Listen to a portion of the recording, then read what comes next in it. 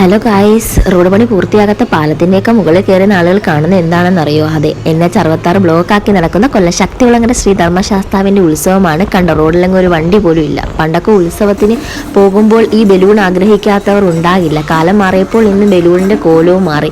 ഇപ്പോൾ ഇതിന് പകരം ലൈറ്റ് എത്തുന്ന ബലൂണുകളായി. ബലൂണിൽ മാത്രമല്ല, ഫോട്ടുകളിലും മാറ്റം സംഭവിച്ചു അല്ലേ? എനിക്കിന്ന് ഇതിൽ ഏറ്റവും ഇഷ്ടപ്പെട്ടത് ഇതാണ്. ഭദ്രകാളിയുടെ കണ്ണും നാക്കൊക്കെ പോകുന്നത് നോക്കൂ. ഇരുട്ടിൽ കാണുമ്പോഴാണ് കൂടുതൽ ഒറിജിനാലിറ്റി.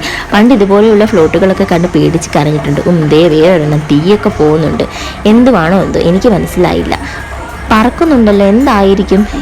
ഇതിൻ്റെ കണ്ണുകൾ അടയുന്നത് കാണാൻ എന്ത് ഭംഗിയല്ലേ.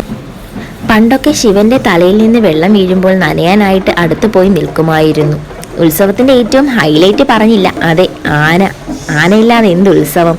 ഒന്നും രണ്ടൊന്നുമല്ല, 50 പരം പേരുകേട്ട ആനകൾ. പാമ്പാടി രാജൻ, പുതുപ്പള്ളി സാധു തുടങ്ങിയെങ്കിൽ ശക്തികുളങ്ങര രാജേഷനും വരെ നീളുമാ ലിസ്റ്റ്. ആനകളിങ്ങനെ അണിനിരന്ന് വരുന്നത് കാണാൻ എന്ത് രസമല്ലേ. കൂടെ ആ ചെണ്ടമേളം കൂടി ആകുമ്പോൾ ഒരു ഉത്സവമായി. അടുത്തടുത്ത് നടന്നു വരുന്ന വരക്കം കണ്ട് തമ്മിൽ മുട്ടുമോ എന്ന് പേടിക്കുമെങ്കിലും ഇല്ല, മുട്ടുകയൊന്നുമില്ല. ഇതാണ് പരിമണ വിഷ്ണു. പരിചയമുള്ള ആരെങ്കിലും ഉണ്ടോ എന്ന് നോക്കുവാണോ എന്തോ. പിന്നീട് ദാണ്ടെ ഇടുപ്പ് കുതിര. ഇത് ആറാട്ടിന് അകമ്പടിയായി പോകുന്ന ഇടുപ്പ് കുതിരയാണ്. എന്താ നീളം അല്ലേ. ഭഗവാന്റെ തിടമ്പേറി ആറാട്ട് എഴുന്നള്ളത്തും കഴിഞ്ഞാൽ ഉത്സവവും തീർന്നു.